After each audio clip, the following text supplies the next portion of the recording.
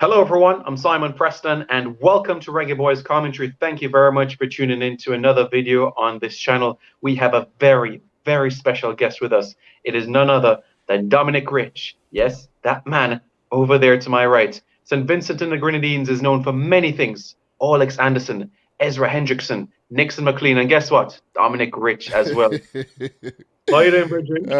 It's a pleasure. It's a pleasure to finally join you over the Reggae Boys commentary. This one has been a long time in the making, and we finally making it happen. Yeah, And we talking about some positive vibes when it comes to the Jamaica national team. 10 reasons why we think they will make it to Qatar 2022. Over on my channel, though, there will be a video where we're touching on 10 reasons why Jamaica won't make it. So we're playing devil's advocate. We're playing with your heartstrings here. We have something for the optimists. We have something for the villains, basically. So, Simon, it's been a pleasure, and I know we're going to have some fun doing this one. And I know the viewers who tuned in are going to actually enjoy this one as well, because it's going to be all about positives here. absolutely. And positive vibes, positive energy. Let's just get the ball rolling and kick off here. As I said before we start, nothing happens before it's time. We know we've been training and planning in the works for this. So here it is. Here is the moment. And since you're our guest on the channel, I would like you to go first with the first point that you have. And we could do like a round robin sort of thing. I go first. I mean, you go first and my point, and we could do vice versa from there on in. Definitely, Simon. So the first point I have is, along with Mikel Antonio, I think Mhm. if all the Reggae Boy stars are available, you have your Andre Blake, your Kimal Lawrence, your Leon Bailey, just moved to Aston Villa in the Premier League. You have your Damian Lowe's. If all of these guys are available, you have your Ravel Morrison.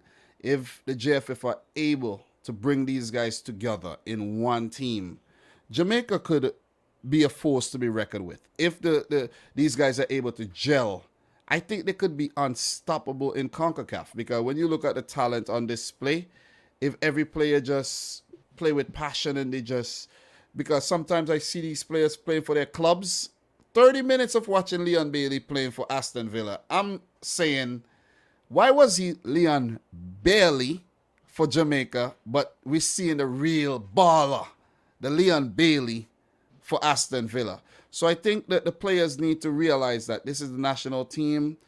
Go out there and just do your best. And if they have the right squad together, Jamaica would blow these CONCACAF opponents away, in my opinion. Wow. You just mentioned a trio of Mikel Antonio, Ravel Morrison, Leon Bailey. Woo! The fans would get excited about that. Can you imagine if the three clicked together? Absolute scenes, party, celebration for weeks and months all across the Caribbean. You better be in Jamaica for that. Make sure of that. Definitely. I've never been to Jamaica actually, but that would be a good reason to come down to Jamaica. Yeah, And not just to come and go to the resort, but go to Jamaica itself. yeah, absolutely. I've never been to Vinci as well, but that day will come. That day will come as well. We'll make Beautiful, it happen. Yeah. beautiful place, beautiful place. But Jamaica needs to do it for the Caribbean, and this is one of the things that could actually make that happen. Absolutely. That's the first point from your end. I would say number two, a talismanic player, the X factor. Having individuals in the team that can step up at the right place at the right time, someone who is ubiquitous. You made mention of a trio of our names a while ago, but another man that is needed desperately, our captain, our leader, Andre Blake, veteran in the program, has been part of the setup since he was a teenager and has progressed through the ranks quite well. The best goalkeeper in North America, hands down, and arguably the best in CONCACAF as well. If Jamaica is going to get to the World Cup, they're going to need the 6'4" presence of Andre Blake, the man from Lioneltown, Jamaica. Well said. And we go back to the 2017 Gold Cup final. Perfect example. Andre Blake picked up a horrible injury, and that was it for Jamaica's chances of winning their first ever Gold Cup title. And I've looked at Jamaica's goalkeeping stocks and their backup options, and none have really impressed me from the bits and pieces that I've seen. But whenever you have Andre Blake in goal, you know you have that insurance policy there.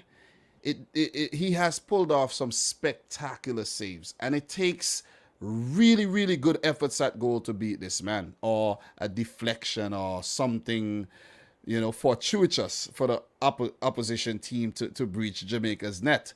And once Andre Blake is there, I do believe Jamaica's chances will always remain very, very high. Well But said. Well said. I think he also needs a supporting cast. He also needs a supporting cast, and that ties into the first point that I also made. Yeah. All right. So we've basically done and dusted 2 points in particular.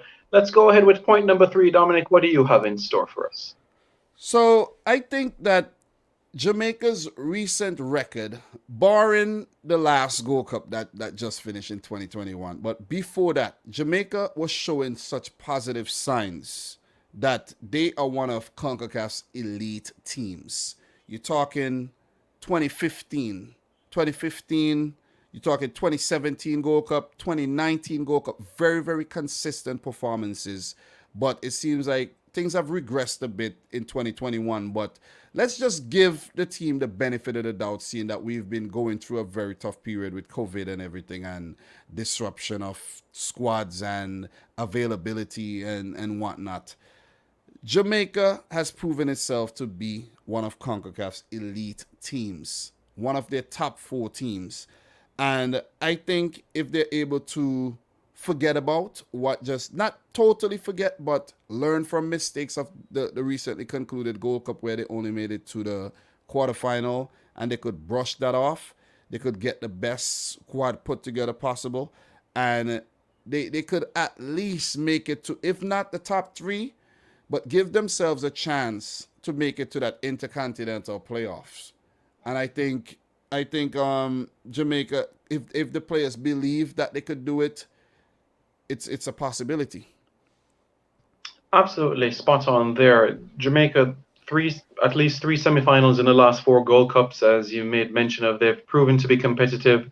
Recently slipped in the FIFA rankings, yes, but they still remain 4th in CONCACAF, which is something encouraging. And if things were to progress on paper, then certainly they would be a team that would head to that intercontinental playoff. But certainly there's elements to be encouraged about, certainly signs for us to be positive about. So it's all about the execution on the pitch at the end of the day. So there's positive signs for us to really reflect on, churn through, and long may the Reggae Boys continue with what they've been doing in the past to what it is today.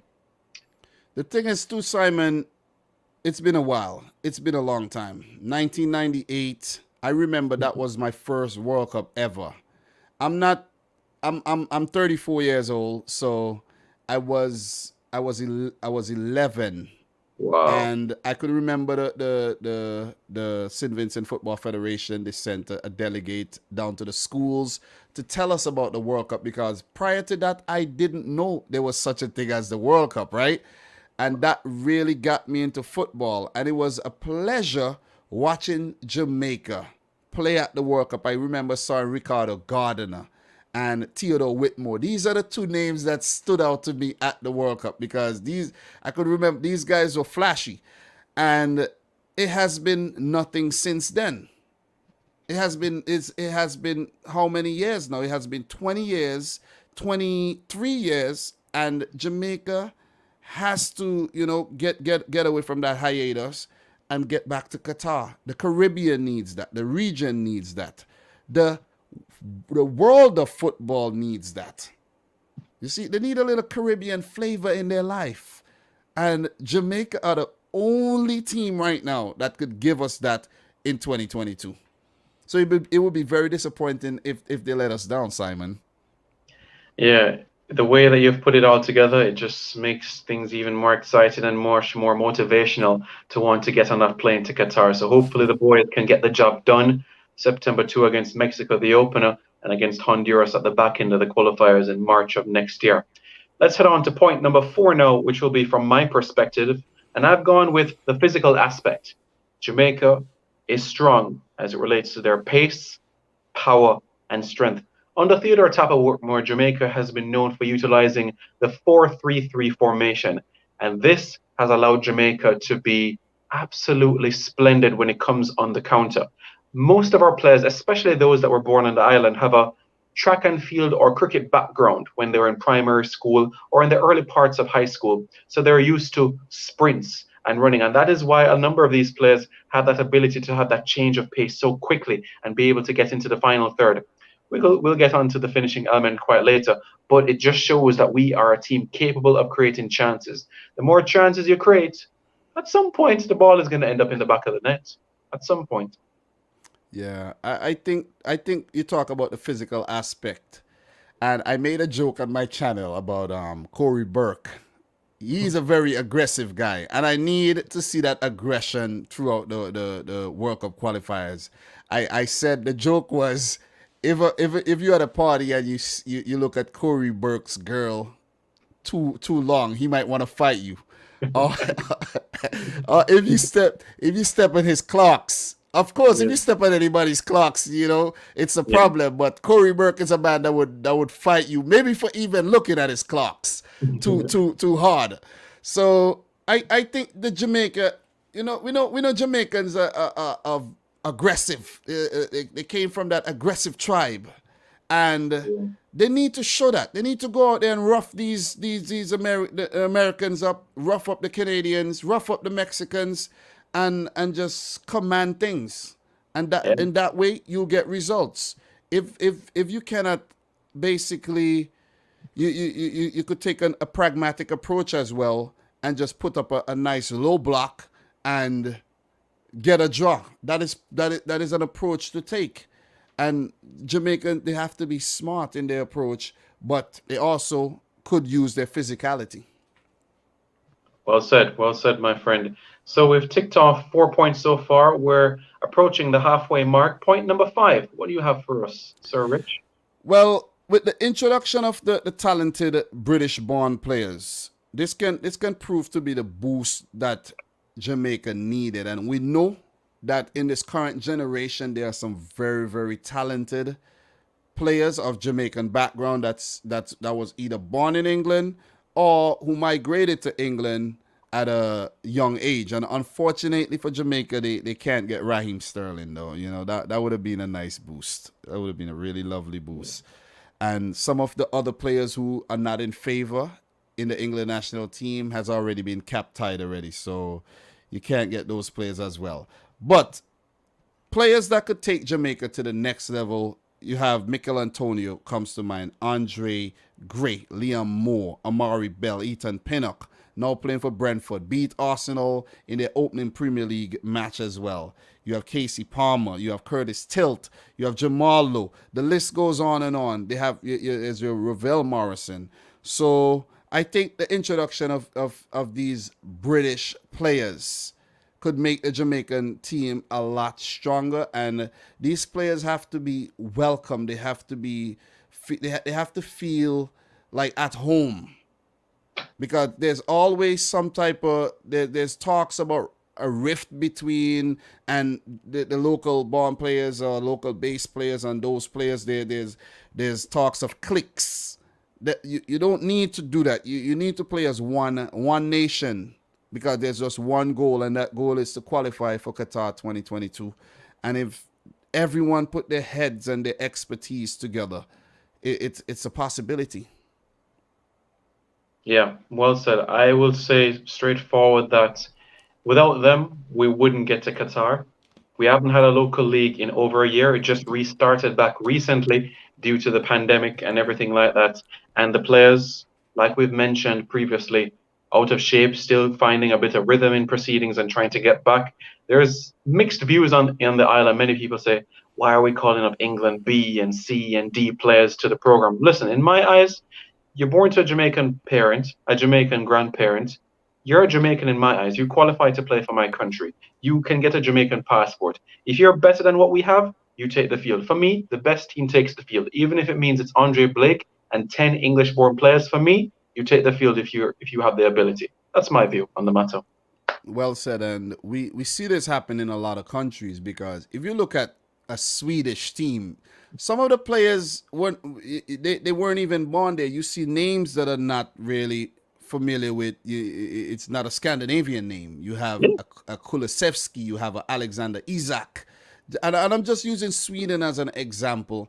But what they're doing is using the best that they have to be successful. Even you think about an Ibrahimovic, you Yeah. see. So even though I think I can't remember if Ibrahimovic was either born in Bosnia, one of these places, or His if his father and his mother, yeah. Bosnia exactly. and Croatia. Yeah. Yeah. So this you just have to welcome everyone and remember everyone has the same ambition, and that is to make it to the World Cup. That is to take Jamaica as far as possible. That is to take Jamaica to the very top, to amongst the creme de la creme. There you go. Well said. Lucas Podolski and Miroslav Klose, both born in Poland. Miroslav Klose, the highest goal scorer in World Cup history. World Cup winner, too. Globalization, my friend, it happens everywhere and every country is doing it. Even the mighty Facts. Spain, even the mighty Spain needed a Brazilian to win the Euros in 2008 in Marcus Senna. Exactly. Exactly. 5 down, 5 to go. I've gone with team spirit. And the reason why I've gone with this is that there's been a shift in terms of how the team settles into camp. Once upon a time, in the days of Ricardo Fuller, Ricardo Bibi Gardner, Luton Shelton, Marlon King, you'd have a slight division. The UK-based players, born players, have dinner, breakfast, lunch at that table, and the Jamaican-born players sit at another. Times have changed now. They're starting to room together. They're starting to eat together. They're starting to dine together, travel together, sit on the same plane together, getting the same privileges as the UK-based players as well, about sitting in business class in planes. And you can see a morale has been lifted in this aspect as well. And you can see there's been a difference in terms of their approach. Jamaican-born players are actually welcoming the UK-born players in the program. So it's no longer division. It's now about uniting. It's like an egalitarian state, like when Jamaica qualified in 1998, when there were no recorded deaths on the island, no recorded murders, where the country is starting to have that unity. Without unity, you're not going to succeed. And that is at least a step in the right direction, and why Jamaica has a good chance. Well said, and RIP to Luton Shelton as well. So yeah, gone too soon. But look, this is a given. This is a given in any team setup. I have been part of team dynamics in the past, and the whole clicking up thing, it always affects it affects everything. But when everyone are making jokes, when everyone eating together, when you might, go hang out with you guys might go to a little function together, it always helps team spirit. It Always. always helps team spirit because remember, it's a team. It is a team, and it helps you on the field as well. Why do you think like there's like you play football, but you might cross train to actually sharpen other aspects of your game, but by being together, it also helps you by even eating together, by even rooming together, where two players might be in a room or whatnot. It helps that communication on the field.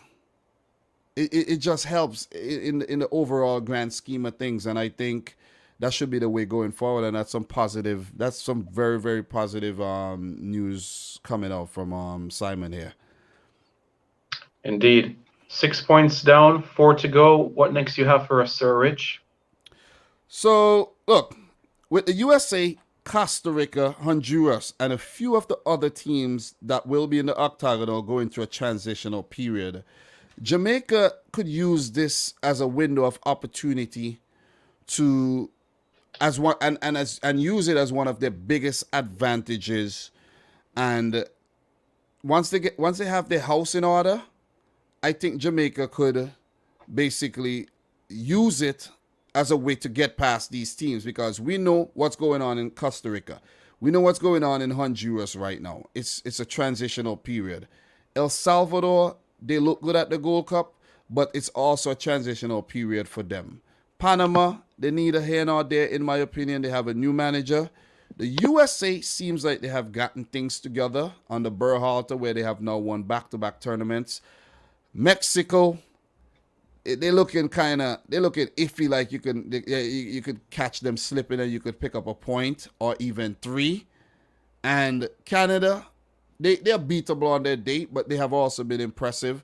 So what I think Jamaica could do is get the business done against the weaker teams, and against those teams you could take a different approach. But that would tie into the last point I have to make, so I don't want to give that one away too much. But Right.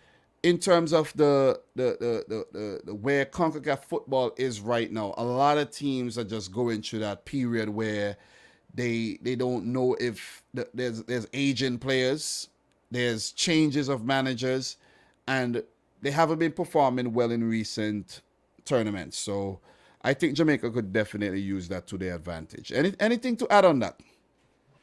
I think you've touched on some points, knowing that there's a period of transition going on throughout the CONCACAF region. Panama, from that 2018 World Cup, we haven't seen Panama go back to the heights that they once were. Costa Rica is still relying on their experienced, aging players to try to get results. United States, I think they learned their lesson from that 2018 debacle, losing to Trinidad and Tobago. Mexico, on their day, yes, the best in the region, but they're also a beatable team. So this should give all the encouragement towards Jamaica to know, if we come with our plan, then we can beat any team within this region. The question is, will we have that mindset? Because the ability is there. The ability is by no means in question. It's execution now. That's the time. Well said, well said. You couldn't have said it better, man. You couldn't have said it better. So we've done 7 points. Point number 8. For those people that, what I'll say is that I could go all night about this person, but I'm going to be extremely brief. His name is Roy Simpson, and he's a team manager of the Reggae Boys. And what I'm about to say is quite strong, but I'm being extremely candid when I say this. The Reggae Boys need Roy Simpson if they're going to qualify for the World Cup. And he is going to be a key reason when they do or if they qualify. Why? This guy does not sleep. When the players are having their hiccups with the federation, Roy Simpson is there to mediate and to ensure the players are fine, making sure the players get their per diems on time, their match fees, making sure that their flights are booked, ensuring that they're comfortable. This guy does not sleep. I've seen him in action. I've traveled with the national team to different tournaments. This guy is so integral to the program. Every time I see him, I call him Sir because of the work that he has done for this team over the past decade. Credit to Captain Horace Burrell, who ensured that he took over as team manager of the national team back in 2010, 2011. And long may this continue. As long as this man is continuing and he's healthy, Roy Simpson, for me, you are the man. That's what I'm. Well said. I'm not too familiar with Roy Simpson, but Preston, look, it goes back to work. I have a job. I have a career. And I have to say, I know he won't be watching, but my boss, he's not the best manager. I'm gonna just put it out there. Yeah. And when you do not have a good manager in charge of your team, because at work it's also a team, the morale is low, spirit is low, performance mediocre. It's not the best that it could be. But whenever you see my manager, he's not there. Like right now at work, he is not there. He has some type of medical emergency. He's not there. Everyone's free. Everyone's basically doing their thing. They're performing well. There's no pressure. And it's just paradise. So, and that's with the lack of a manager. And when he's there, he does not do a great job. So it's just to touch on the importance of having someone good in charge, someone who's there for the team, someone who just go all out. And Mr. Simpson, as you mentioned, is the perfect example of this. And that's what you need. You need things to be in order. If these things are not done, if logistics are not put in place, if players are not getting paid on time, if a player is supposed to be sitting in business class in the plane and then they find themselves squeezed up in coach, Yeah. it's like it affects you in every way. It does, and I've heard instances of things like this happening. So you mentioned this. You need somebody in charge to handle the project because this World Cup qualifying process is a project, and you need and Simpson would be like a project manager. Would he be successful? Maybe. Will Jamaica be successful? We're trying to be positive here. Yeah. Maybe not, but let's say they are successful, you would know that you have someone who was in charge and who give their all to make everything align to make the dream come true. Well said. Well said. 110% agreed there. 8 points down, two to go. What's the next point you have for us? Look, I have to take my time and read this one off because I have this written down. But No problem. as proven in the recent past, the Reggae Boys have shown that they can compete and they can beat the best teams in the CONCACAF region. And I think a pragmatic approach towards a tougher teams like a USA, a Mexico, a Costa Rica, who has been somewhat of a bogey team for Jamaica, a more pragmatic approach should be taken where Jamaica goes. Let me break it down a little bit. Just they take their time, they don't be too rash. They could play a more defensive style of football. Maybe lose their identity a bit if they like to play with flair. Okay, this game, no flair. We're just gonna do the simple things correctly, and we're gonna see this game out. Just like what teams do to beat Manchester City. I'm a Manchester City fan. Teams just go and they just chill. They just soak up the pressure and they hit on the brake. And City overcommitting players, they're running backward. They're running back. And we know we spoke about the physicality of the Jamaican players. They're fast. They're strong. And they could get behind defenses in a blink of an eye. If they take that approach against Mexico, USA, Costa Rica, maybe Honduras, results. You pick up points. Let's say there's against the stronger teams, you have 8 matches. If you're able to get 6 points from those games, and you're able to pick up maybe, let's say, 18 in your home games or 18 elsewhere, that's qualification guaranteed. And those other points would be picked up by when you meet those other teams like an El Salvador, a Panama, who Jamaica has proven to be superior than. You take a no-nonsense approach and knock these teams out the park. And this is one way Jamaica could make it to Qatar 2022. Because you cannot, if you go, you take the game to Mexico, you could leave yourself too open. The USA, we've seen what they're capable of doing. Canada, we've seen what they're capable of doing. So I think just being sensible here would be the correct thing to do. I think you've really hit the nail on the head there. I think you've essentially said everything there. I'm on the same page with you where this is concerned. And to map off the magic 10, the perfect 10, I've gone with Jamaica at home. So Jamaica starts the campaign with 2 home games in their first 7 games. But guess what? Jamaica ends the campaign with 5 games at home in their last 7 World Cup qualifiers. Home to the United States, home to Mexico, home to Costa Rica, home to El Salvador, and home to Honduras. And when you think about Jamaica's home record in World Cup qualifying, which has been good, especially in the 90s moving forward, it gives encouragement as a win here, and it gives that momentum, that belief. And then all of a sudden, a couple more fans might say, okay, I want to watch the team. Let me get my vaccine so I can get more numbers in the stand. And they just build that enthusiasm, that desire, that drive. And all of a sudden, you're on the cusp of qualification. You take on Honduras on the final day in March, and you have thousands of fans at the office. That's the day we want to see come March next year. Well said, Simon, because it would be somewhat of a sin not to have that crowd at home. It would be sad. And from what we spoke about earlier, is most of the population have not taken their vaccines, and this is not a campaign for people for people to feel. Look at Simon and Dominic Yeah, being, out yeah, here like you get what I'm saying, telling yeah, people to take exactly. the no, this is no way, shape, or form we're doing this.